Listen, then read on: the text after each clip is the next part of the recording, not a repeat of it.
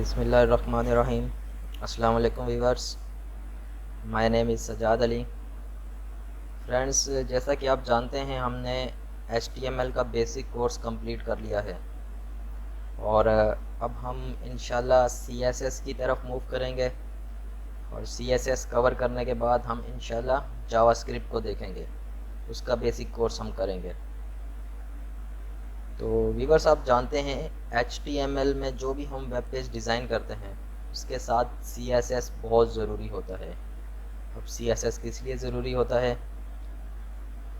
Website या web page पे जितनी भी स्टाइलिंग होती है, जितनी भी कलरिंग होती है, जितनी भी स्टाइलिंग होती है, वो सब CSS के थ्रू होती है। फॉर एग्ज़ाम्पल मैं आपको एक वेबसाइट दिखाता हूँ। अब जिस तरह ये वेबसाइट ओपन है आपके सामने, इसमें बहुत सारे मेन्यूज़ नज़र आ रहे हैं आपको। जिस मेन्यू पे भी माउस जाता है उस मेन्यू का कलर चेंज हो जाता है और नीचे ड्रॉप डाउन लिस्ट आ जाती है। अब लिस्ट में भी जो ऑप्शंस हैं उनका कलर चेंज हो जाता है माउस जब इसके ऊपर जाता है। अब ये होवर किस तरह से लगाया जाता है, इसे कहते हैं होवर। ये किस तरह से लगाया जाता है, ये हम CSS के थ्रू लगाते हैं। बटन्स नज़र आ रहे हैं, बटन पे जो भी कलर्स हैं वो CSS के थ्रू दिए जाते हैं। यहाँ भी आप देख सकते हैं मेन्यूज़ हैं और मेन्यूज़ पे होवर लगा हुआ है। इसी तरह एक वेबसाइट और दिखाता हूँ मैं आपको, draz.pk। अब इस पर भी आप देख सकते हैं जो भी हमारे मेन्यूज़ हैं, जैसे ही माउस मेन्यू के ऊपर जाता है मेन्यू अंडरलाइन हो जाता है और उसका कलर चेंज हो जाता है। और ये बटन्स हैं, बटन्स के कलर। अब व्यूवर्स, इन वेबसाइट्स में काफ़ी ऑप्शंस ऐसे हैं जो हम सिर्फ HTML में नहीं कर सकते, क्योंकि HTML में हम लिमिटेड एट्रीब्यूट्स यूज़ कर सकते हैं। उसमें हम सिर्फ चंद एट्रीब्यूट्स यूज़ कर सकते हैं, स्टाइलिंग के लिए ज़्यादा एट्रीब्यूट्स यूज़ नहीं कर सकते। इसीलिए वेबसाइट की मज़ीद स्टाइलिंग के लिए, मज़ीद खूबसूरत बनाने के लिए हमें CSS की ज़रूरत होती है। हम CSS के ज़रिए वेबसाइट को मज़ीद खूबसूरत बनाते हैं, मज़ीद स्टाइलिंग करते हैं, मज़ीद कलरिंग करते हैं उसमें। तो व्यूअर्स, आज की इस लेक्चर में हम HTML का इंट्रोडक्शन पढ़ेंगे, CSS का इंट्रोडक्शन पढ़ेंगे और CSS की कोडिंग किस तरह से की जाती है, उसका सिंटैक्स क्या है, हम CSS क्यों यूज़ करते हैं, CSS के कितने टाइप्स हैं, ये सब हम आज इस वीडियो में पढ़ेंगे। बेसिकली हम सिर्फ इंट्रोडक्शन सीखेंगे इस वीडियो में और नेक्स्ट वीडियोस में हम इंशाल्लाह प्रैक्टिकली काम करना शुरू करेंगे CSS पे। तो व्यूअर्स, शुरू करते हैं हम CSS इंट्रोडक्शन के साथ। CSS introduction. CSS stands for cascading style sheets. अब CSS की फुल फॉर्म है cascading style sheets. It is a computer language. अब ये भी एक कंप्यूटर लैंग्वेज है, जिस तरह से PHP है, HTML है, जावास्क्रिप्ट है, ये भी उसी तरह से एक कंप्यूटर लैंग्वेज है जिसमें हम कोडिंग करते हैं। It allows to apply formatting and styling to HTML web page. हम HTML का जो भी वेब पेज बनाते हैं उस पर फॉर्मेटिंग करने के लिए या स्टाइलिंग करने के लिए CSS यूज़ होती है। The style sheets are normally saved in external .css file. अब जो हम CSS की फ़ाइल बनाते हैं, जो CSS में कोडिंग करते हैं, जाहिर सी बात है टेक्स्ट एडिटर यूज़ करेंगे उसके लिए हम। अब टेक्स्ट एडिटर क्या होते हैं ये मैंने HTML के ट्यूटोरियल में समझा दिया है। अब जब हम कोई भी टेक्स्ट एडिटर यूज़ करेंगे उसमें हम CSS की कोडिंग करेंगे। कोडिंग करने के बाद हमने उस फाइल को .css एक्सटेंशन के साथ सेव करना है। जो हम HTML की फ़ाइल बनाते थे उसको .html एक्सटेंशन के साथ सेव करते थे। अब ये हमने CSS की फ़ाइल बनानी है तो उसको .css एक्सटेंशन के साथ सेव करना है। अब आ जाइए, अब वाई वी यूज़ CSS। हम CSS क्यों यूज़ करते हैं? अब वेब पेज डिज़ाइन तो हम HTML से भी कर सकते हैं, लेकिन CSS को यूज़ करने का ख़ास मकसद क्या है हमारा, हम क्यों इसको यूज़ करते हैं। CSS is used to define styles of your web pages, including the design, layout and variations in display for different devices and screen sizes। अब आप देखते हैं कोई भी वेबसाइट होती है, जब आप उसको कंप्यूटर में ओपन करते हैं तो वो कंप्यूटर की स्क्रीन के हिसाब से एडजस्ट हो जाती है, और जब आप उसको मोबाइल में ओपन करते हैं तो वो मोबाइल की स्क्रीन के हिसाब से एडजस्ट हो जाती है। अब ये जितनी भी स्टाइलिंग और डिज़ाइनिंग होती है ये CSS के थ्रू होती है। CSS saves a look of work. It can control the layout of multiple pages at once. अब आपका जो वेब पेज है जो आपने HTML में डिज़ाइन किया है उसका जितना भी लुक होता है वो हमने CSS में बनाना होता है, CSS की फ़ाइल में सेव करना होता है। अब हम एक ही CSS की फ़ाइल बनाकर बहुत सारे वेब पेजेस के साथ भी लिंक कर सकते हैं, मतलब हर वेब पेज के लिए अलग CSS फ़ाइल की ज़रूरत नहीं पड़ेगी। इस तरह हमारा टाइम भी बचेगा और काम भी जल्दी हो जाएगा। तो हम एक ही CSS की फ़ाइल बनाएंगे, उसमें सारी डिज़ाइनिंग करेंगे, फॉर्मेटिंग करेंगे और उसको डिफरेंट पेजेस के साथ लिंक कर देंगे। अब लिंक किस तरह से करेंगे वो हम प्रैक्टिकली सीखेंगे, और फाइल किस तरह से बनेगी वो भी प्रैक्टिकली सीखेंगे। With an external style sheet file, you can change the look of an entire website by changing just one file। अब जब हम कोई भी वेब पेज बनाते हैं, वेबसाइट बनाते हैं और उसमें CSS फाइल को अटैच कर देते हैं, लिंक कर देते हैं, एक एक्सटर्नल CSS फाइल बनाई, .css एक्सटेंशन से उसको सेव कर दिया और उसको हमने अपने HTML पेजेस में लिंक कर दिया, तो उस CSS फाइल में जितनी भी स्टाइलिंग होएगी वो हमारे HTML पेजेस में शो हो जाएगी। अब अगर हम उनकी स्टाइलिंग चेंज करना चाहते हैं, उसका लुक चेंज करना चाहते हैं, तो हमें ज़्यादा काम नहीं करना पड़ेगा। हमने सिर्फ एक CSS की फ़ाइल और बनानी है जिस तरह का हम लुक रखना चाहते हैं। तो जो पहले हमने लिंक की है फ़ाइल, उसको लिंक ख़त्म करके न्यू फाइल को लिंक कर देंगे तो हमारे पूरी वेबसाइट का लुक चेंज हो जाएगा। मतलब कहने का मकसद ये है कि इसमें अगर आपने चेंजिंग करनी है, लुक चेंज करना है, तो आप बहुत इजीली किसी भी वेबसाइट का लुक चेंज कर सकते हो। सिर्फ एक फ़ाइल चेंज करनी पड़ेगी आपको, सिर्फ CSS की फ़ाइल चेंज करनी है, पूरी वेबसाइट का लुक चेंज हो जाएगा। तो इसको हम CSS को इसलिए यूज़ करते हैं कि इसके ज़रिए हम मज़ीद स्टाइलिंग कर सकते हैं अपनी वेबसाइट पर, अपनी वेबसाइट को मज़ीद खूबसूरत बना सकते हैं, अपना टाइम बचा सकते हैं। और अगर हमने उसका लुक चेंज करना है तो हम सिर्फ एक फ़ाइल चेंज करने से पूरी वेबसाइट का लुक चेंज कर सकते हैं।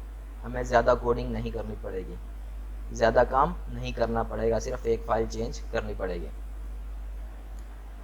अब आ जाइए हम CSS किस तरह से इंसर्ट करते हैं, CSS फाइल्स किस तरह से बनाते हैं। अब CSS इंसर्ट करने के 3 तरीके हैं, external CSS, internal CSS, inline CSS।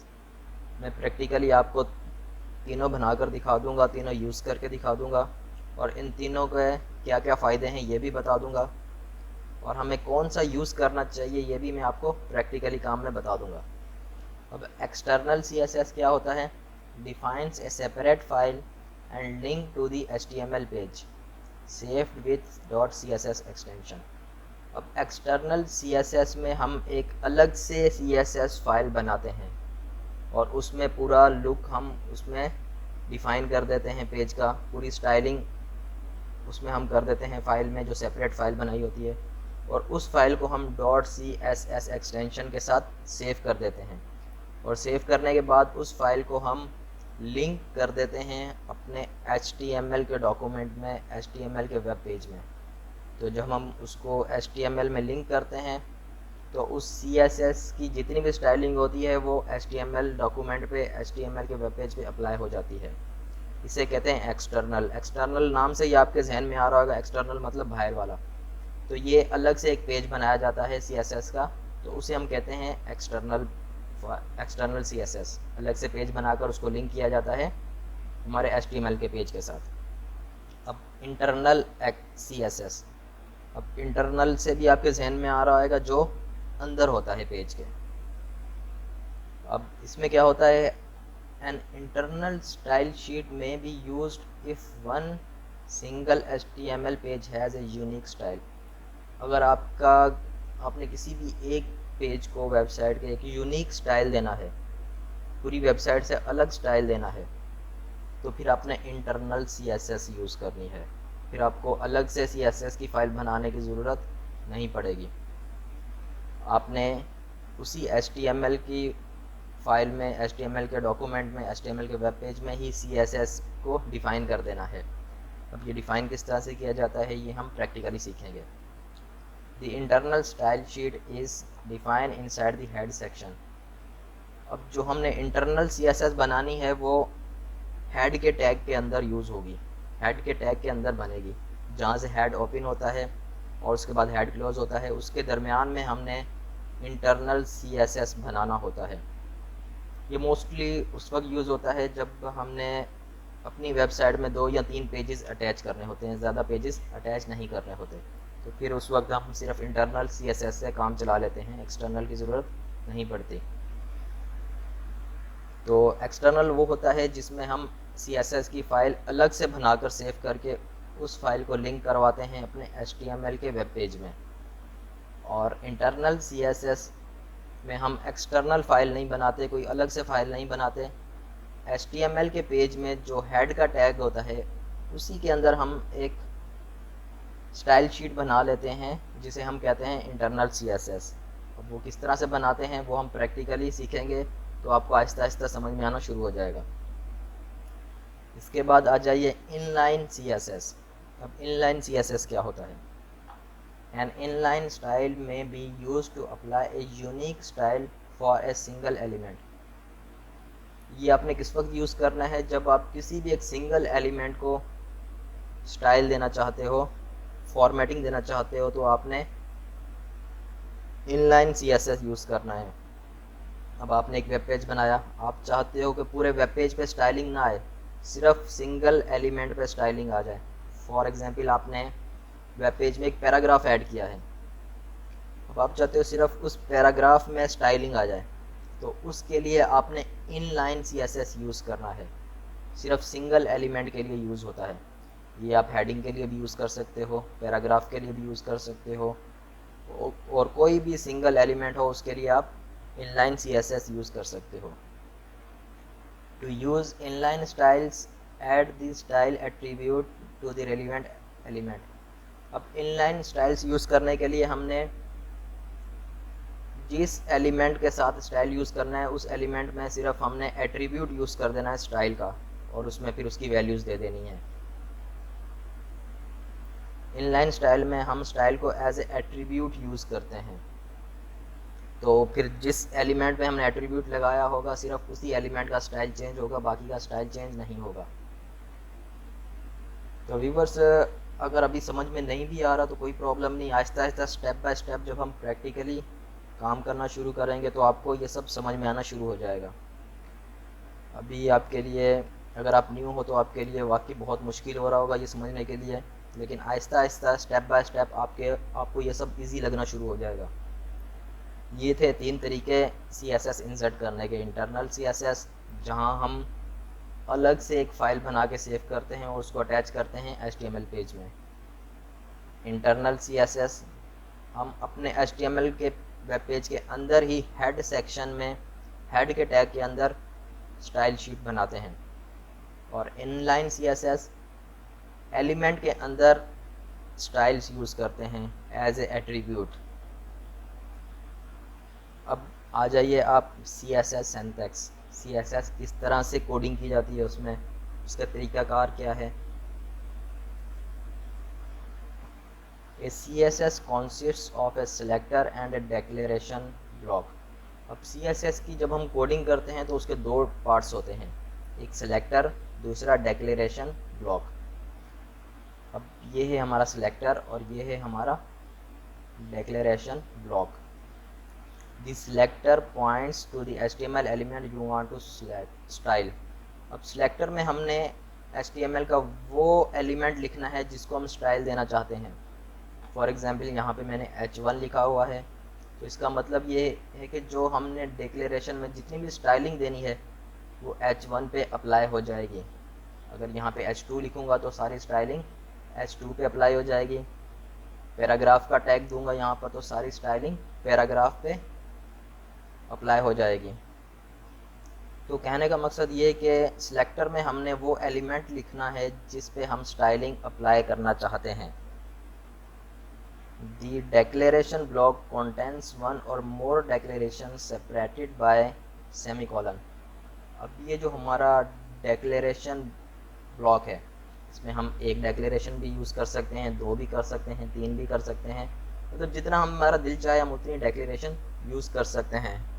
Single declaration जो है वो सिंगल स्टाइलिंग के लिए यूज़ होती है। फॉर एग्जांपल ये लिखा है कलर ब्लू, ये एक डेक्लेरेशन है, और ये फ़ॉन्ट साइज़ 12 पिक्सल ये दूसरी डेक्लेरेशन है। इसमें हमने 2 डेक्लेरेशन यूज़ किए हैं। आप एक भी यूज़ कर सकते हो, 2 भी, 3 भी, जिस हिसाब से आप स्टाइलिंग देना चाहते हो उस हिसाब से आप इसमें डेक्लेरेशंस यूज़ कर सकते हो। Each declaration includes a CSS property name and a value separated by colon। Her declaration में 2 पार्ट्स होते हैं, एक प्रॉपर्टी, दूसरा वैल्यू। हमने प्रॉपर्टी बताना है कलर, और वैल्यू बता देना जो भी कलर देना चाहते हो। प्रॉपर्टी यहाँ पे बताई गई है फ़ॉन्ट साइज़, और उसकी वैल्यू बता दी है फ़ॉन्ट साइज़ कितना होना चाहिए। इसी तरह अगर आप और भी डेक्लेरेशन यूज़ करना चाहते हो तो वो भी आप कर सकते हो। जिस तरह बैकग्राउंड कलर है तो उसमें प्रॉपर्टी आप लिखेंगे बैकग्राउंड कलर, और वैल्यू लिख देंगे जो भी आप कलर देना चाहते हो उसमें। A CSS declaration always ends with a semicolon। CSS की डेक्लेरेशन हमेशा जैसी डेक्लेरेशन पूरी हो उसके बाद एक सेमीकोलन लगेगा। फॉर एग्जांपल ये एक डेक्लेरेशन है, इसके बाद हमने सेमीकोलन लगा दिया। ये दूसरी डेक्लेरेशन है, इसके बाद सेमीकोलन लगा दिया। उसके बाद अगर तीसरी लिखना चाहते हो तो आप तीसरी लिखने के बाद भी सेमीकोलन लगाओगे। अगर सेमीकोलन नहीं लगाओगे तो वो डेक्लेरेशन हमारी कोडिंग काम नहीं करेगी। And a declaration blocks are surrounded by curly brackets. अब जो हमारा डेक्लेरेशन ब्लॉक है वो करली ब्रैकेट्स में इनक्लोज होगा, उसको करली ब्रैकेट्स में बंद करेंगे। तो व्यूअर्स ये है CSS का सिंटैक्स। CSS में कोडिंग किस तरह से की जाएगी। इसमें 2 पार्ट्स होंगे, number 1 selector, number 2 declaration block. अब सिलेक्टर में हमने वो एलिमेंट लिखना है जिस पे हम स्टाइलिंग लगाना चाहते हैं, जिस पे स्टाइलिंग अप्लाई करवाना चाहते हैं, और डिक्लेरेशन ब्लॉक में हमने अपनी सारी स्टाइलिंग लिख देनी है, जो स्टाइलिंग हम इस पे अप्लाई करना चाहते हैं। तो डिक्लेरेशन में एक प्रॉपर्टी होती है, दूसरी वैल्यू होती है। तो आप एक डिक्लेरेशन भी दे सकते हो, इसमें 2 भी दे सकते हो, 3 भी। बेसिकली आप जितनी भी डेक्लेरेशन इसमें देना चाहो, आपका कोई पाबंदी नहीं है। आप CSS के थ्रू जितनी भी स्टाइलिंग करना चाहो आप कर सकते हो इसमें। तो व्यूअर्स ये सिंटैक्स जो है ये प्रैक्टिकली काम में जब हम जाएंगे तो आपको और ज़्यादा मज़ीद समझ में आ जाएगा कि ये किस तरह से बना हुआ है और किस तरह से काम करता है ये। अब आ जाइए आप CSS सेलेक्टर्स।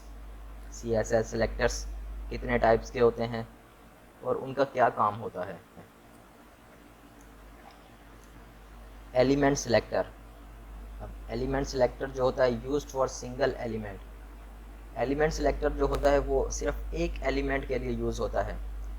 फॉर एग्जांपल मैंने यहाँ पर एक एग्जांपल भी लिखी है।